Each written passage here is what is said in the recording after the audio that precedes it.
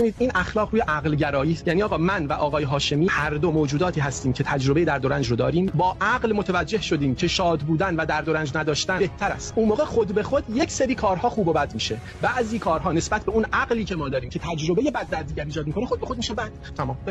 بفرمایید. ایشون میگه که درد و رنج معیار عقل گرایی است و این مرجع بر اساس معیار عقلی ما به این نتیجه رسیدیم که درد و رنج ایجاد کردن یک مورد غیر اخلاقی است. سوالی که پیش میاد، در خدا ناباوری مگر مرجع عقلی مشترکی وجود داره؟ ما مرجع داریم، ما خدا باوران مسلمانان مرجع داریم. ایشون میگه عقل استالین میاد 7 میلیون آدم رو میکشه، لنین و مائو هم همینطور، رهبر کورشمان میگین عقله، خامنه‌ای هم میگین عقله، لذت هم دارم میبرم. یا خیلی خوب به جسم خودش رسید، به لذت خودش رسید، کیف دنیا کرد، مرد مثل بقیه. الان حیاتی وجود داره از نظر خدا ناباوری؟ نه. هم اون کسی که کشته شد در سال دهه 60 کشته شد، هم خود خمینی الان با هم برابرن دیگه. این ببخشید تعریف جز حماقت نیست. تعریف شما چه هست؟ از نظر اخلاق ما مرجع داریم. مرجع ما وحی قرآن. اخلاق هر چیزی که آزار به جسم باشه، آزار به دیگران باشه، در سایه اصول اخلاقی که تحت عنوان حق حیات، حق عقل، حق دین و مذهب، حق ثروت و دارایی، حق ناموس شرف، در این 5 مورد شما حق نداری حیوان زبان بستگی را بدون دلیل بکشید، شما حق نداری درختی را بدون دلیل قطع کنید، شما حق ندارید کسی را بترسونید. 5 مورد جز مواردی است که اصول اخلاقی است. حالا سوال اصول اخلاقی آیا خدا